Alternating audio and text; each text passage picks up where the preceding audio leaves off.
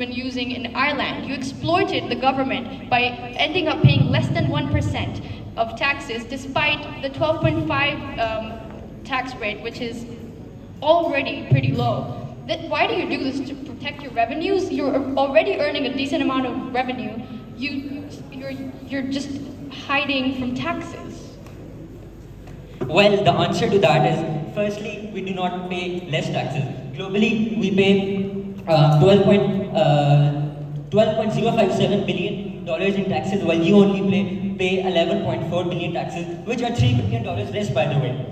So I hope you can correct your factual information, firstly. And secondly, as far as Ireland is concerned, we have a special permit from the government of Ireland that allows us to have a tax evasion, because we are providing employment to their poor citizens. And this is why we are allowed to pay less taxes. I hope you could do more research on that.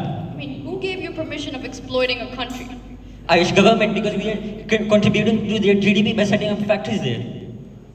But Ireland's tax rate is already pretty low, it's 12.5%. Why do you end up paying less than 1%? If Ireland's government is okay, why do you have a problem with that? We paid our taxes.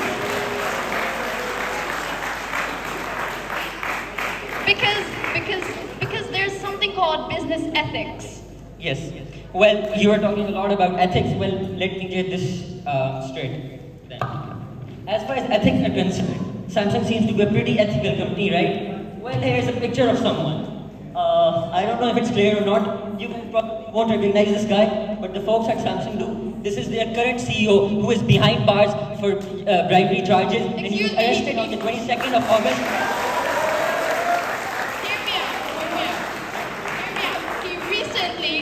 Legally was withdrawn from jail. He came out. He's free. He was legally withdrawn on payroll. He has not been acquitted yet. And okay, listen. I know why he got inside, but we don't believe it. It never happened. It's a personal matter. It's not related to Samsung. If we say that, we can say that Steve Jobs got kicked out from Apple in 1985. We can also say that Steve Jobs, if you're coming to the owner, like Steve Jobs, this man, he refused to own his daughter. If you go to personal lives, we have a lot to talk about Steve Jobs.